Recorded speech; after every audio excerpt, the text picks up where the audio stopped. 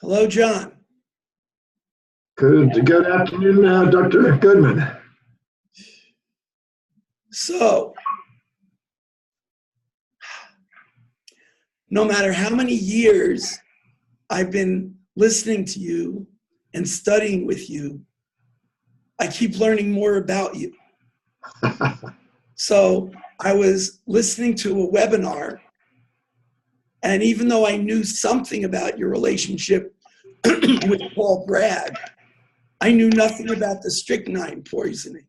So if you wouldn't mind sharing that, just because. Well, back in 1972, I was living on the north shore of Oahu, and I was surfing. And my day consisted of surfing usually 3 times a day. And I'd go out around 5:45, 6 in the morning, usually stay out till 11, come back in and quickly eat, go back out at 12:31, surf till 4, come back in, eat, go back out until dark. And if the waves were great, I took advantage of it. In those days, I was also eating things that were natural. I mean, we had avocado trees. Yeah, we had avocados and bananas and things that grew naturally there. And there was also a plant that grew on the beach that apparently had a little bit of a hallucination content in it, and also some strychnine cyanide fuzz around it that you had to clean off in order to get to the part that you were using and eating it for. Okay. And I didn't clean it off very well, and it accumulated. And at first, it started out as little cramps in the fingers and toes, which I assumed and was told by other surfers that I was surfing, 10 hours a day, and I was probably losing electrolytes without knowing it because the water was cool, and I needed to eat bananas and potassium. So I tried those, and nothing was working, and it kept getting more. My fingers and toes kept Charlie horsing, like you get like under the toes, under the covers at night. When you get a Charlie horse, you got to walk it off, and it's Okay. And but this kept getting more and more extreme, and it started locking my fingers, and then my wrist, and then it started bringing up in my elbows. So it was moving closer to my core body parts, Okay. and it got to be really more and more challenging. And then I was surfing a big day in Laniakea, big wave, Laniakea, probably 35-foot faces or so. And I dropped in to do a bottom turn, go right on the way of the wall. And my whole right side cramped all of a sudden, and my diaphragm stopped. So when my diaphragm stopped, I couldn't breathe. I couldn't even move my part of my ribs. And I went over the falls on the wave, and I thought this may be the moment I'm not going to make it. But luckily, I got floated to the top of the water and got the breath again. It released, and I made it into the beach. My board was broken, and I got pretty cut up. And I hitchhiked into Haleiwa to the little IGA supermarket. And for some crazy reason, I was interested in having buttermilk. Now, I never drank buttermilk in my life, but I just had this craving for buttermilk. And I guzzled a whole container of buttermilk, walked outside the IGA supermarket, and went unconscious, fell on the asphalt in the parking lot and went unconscious. And 3.5 days later, I woke up face down, really sick, in my tent. And shortly after that, a lady found me in my tent. She heard me making noises in there in the jungle. And if it wasn't for her, I don't know if I'd be here, but she's the one that helped me recover and took me to a little health food store and got me some carrot juice, which most everything else was coming back up. And I gradually, slowly but surely, started eating and drinking. And one day leaving the health food store, I saw a flyer on the door advertising at a yoga class a special guest speaker. And something intuitively said to go there. And I went to that class there with 35 other students sitting on a wooden floor and on mats and towels. And that's the night I met Paul Bragg, who inspired me to do what I'm doing today. So yeah, if it wasn't for that strychnine response, I might not ever met Paul Bragg.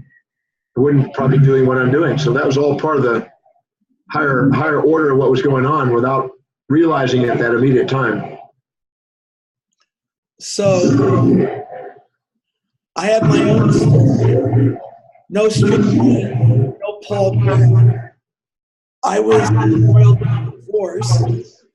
I was going to a chiropractic society meeting, and two of my friends there, Eric Cohen, chiropractor, and his wife Donna, and I was very distressed and distraught about what was going on in my life. In a 90-day period, I had been sent for malpractice. Hurricane Andrew happened, and I came to know that if my wife, the mother of my child, and I stayed together, the likelihood was that one of us or the other of us was not going to survive. So I'm sitting at the bar at the Marriott Hotel, and Donna and Eric, they recognize the distress in me, and they tell me that this guy, his name is Demartini, and they're going to have a workshop at his house, and that maybe it would be a good idea if I came. I remember that one. And so I did. In fact, I came with Sally, who was my girlfriend at the time, who's now my wife. And when you were teaching at that time, the things that I remember, the little 3x5 index cards that you took notes on with the little fine point blue pen, and the fact that the manuals weren't numbered, because as you would change them, the next time you delivered it, there would just be some pages came and went. And then there were these cones, which was how you were teaching the universal laws and principles at the time. In fact, my wife said to tell you, she really missed the cone, and so do I. And then the next thing that happened was, because I wasn't really fascinated by you, but I felt like a kindred spirit, because I too was a seeker of the truth and a voracious reader and just a student of, I couldn't even really describe what it was. And you told me to get this book, because I said, what comes next? And you said, you need to get this next book. It's called The Life Divine, and it's written by, and I didn't really understand what you said. You said, Sri Aurobindo. And so I started looking around, and no one even ever heard of the book. So I happened to be reading this little tiny book called Owning Your Own Shadow by Robert Johnson. And I see on the back of the book that he was a student at the Aurobindo Ashram. And so I put the two together and said, well, maybe they've got the book. And so I got the book. And to this day, that book sits on my dresser. And I use it many times with students and clients to show them that what I was inspired by was that the laws of quantum physics were evident in the reading of the book, even though it was written, I can't remember, like 1919, some very late, which I thought was tremendous. But at the time, what I thought, in my strange way, was this was a test for me to see if I would be a diligent enough student to actually track down the book. Then, the other thing I realize is that, and this is even to this day, you've been my mentor one way or the other ever since 1992. I was going to do a program called Business Finishing School, and I had been communicating with this fella there named Tom Preston. And imagine my surprise to find that he also was a student of yours. And then I met Kara at one of your Train the Trainers, and we've become very close since then. And then my most recent coach, Nima Ramani. And so no matter where I've gone, no matter what I've done, your teaching has been central to my life. And I'm very grateful. Well, thank you, Larry. I mean, we've known each other, like you said, for 26 years at least.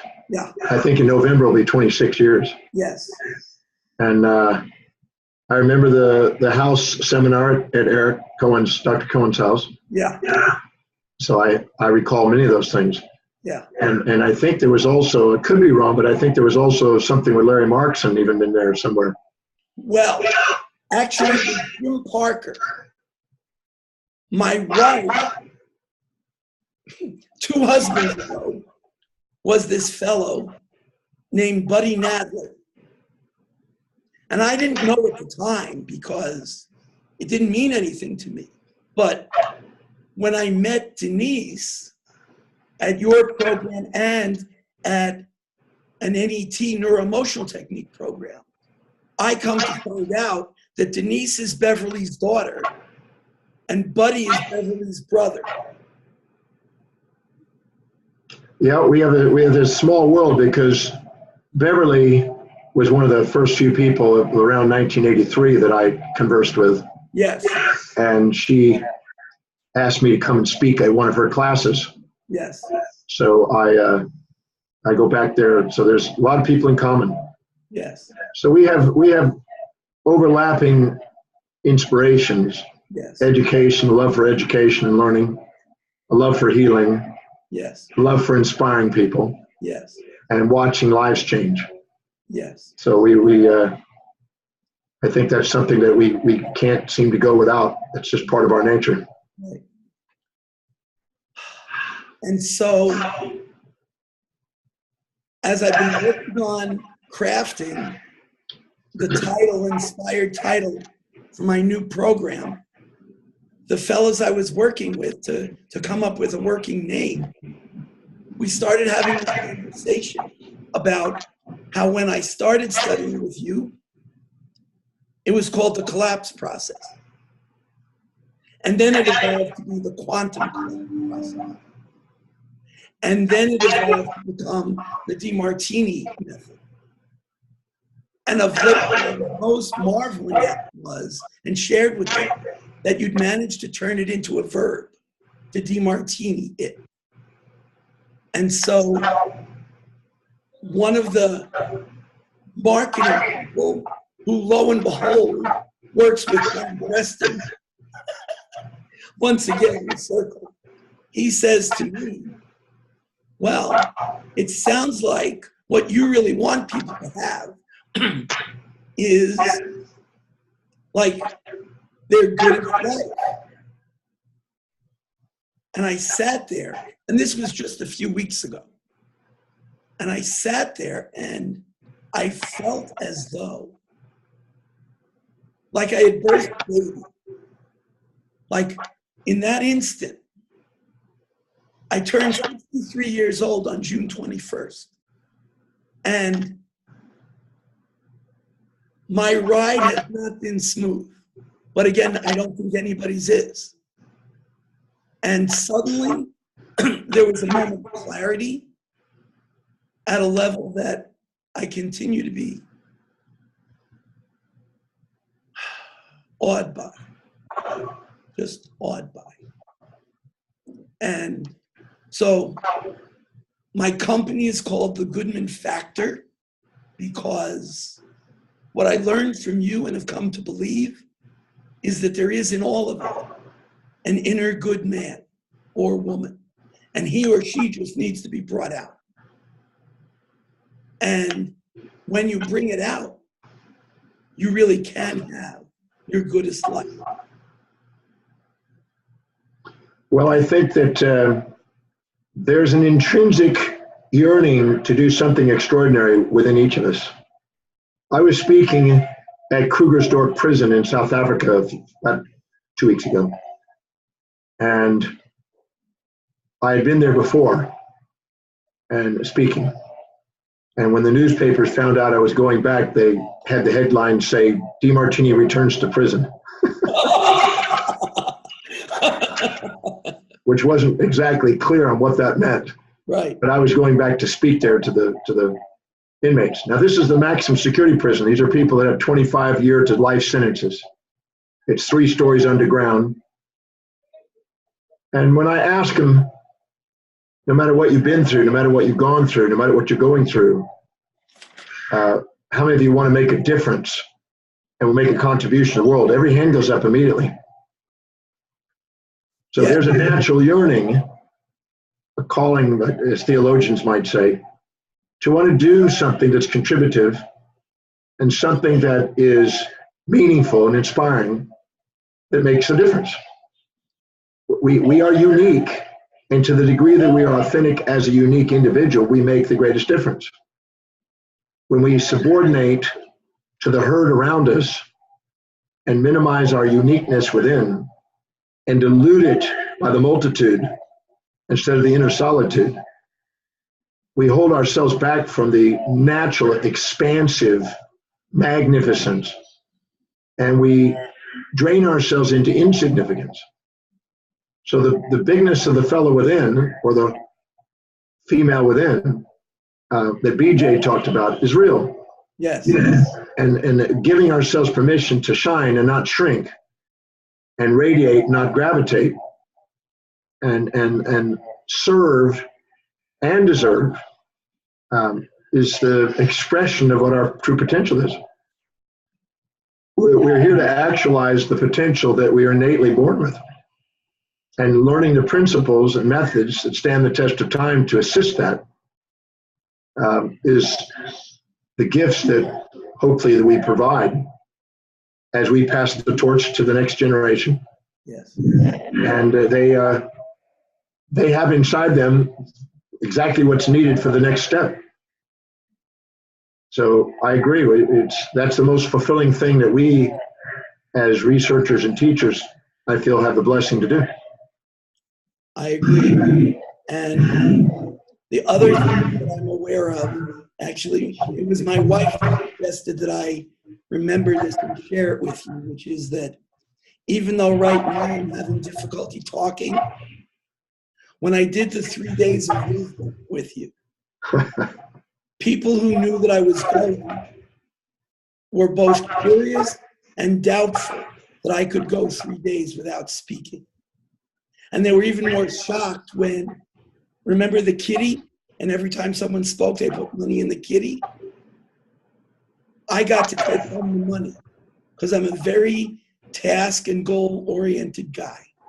And I didn't know all those years ago when I attended the first breakthrough with you. And the truth be told, there have been a few times along the years that I wished I hadn't gone. The whole episode rather spoiled me for doing anything else with my life. I know that I have people that say thank you and funk you. Exactly. And so just to kind of bring it to a close, what I'd like to ask you is if you have any wisdom either for me or my students or anybody else who would come to see this video to share. Well, I think because we've been on this journey for 26 years, I've been teaching for 46 now. Yeah. And I had a full head of hair when we started, and it wasn't white. Yes. Well, I think I had a lot more hair myself, so I've been delegating hair to other people now. And glasses as well. Yes. Well, we want to make sure that we're not blind, but right. But whoever may be listening, the greatest teacher, according to Einstein, is exemplification. And it's not what we say, it's not what we talk, it's how we walk our talk. Yes. And if we are, living intentfully and fully, congruently, according to what we value most, and what inspires us and what allows us to make the biggest difference, we have the most fulfillment in life. So I can tell that it's so important to ask yourself, what are the highest priority actions that I can do today to help me fulfill what's most meaningful? And it makes the biggest difference and contributes to the planet the most. And if I live and fill my day with high priority actions that inspire me, my life doesn't fill up with low priority distractions that don't. So we can be masters of our destiny or victims of our history. It's all depending on the priorities that we live our life by. If we live our life by what we eat, prioritize what we eat, prioritize what we drink, prioritize what we say, prioritize what we read, prioritize who we hang out with, prioritize our actions. We only have a short time on the planet, so it's wise to stop and reflect and realize you only have a finite number of things you can do. It's wise to prioritize them to extract the greatest meaning and contribution we can make in the time we have.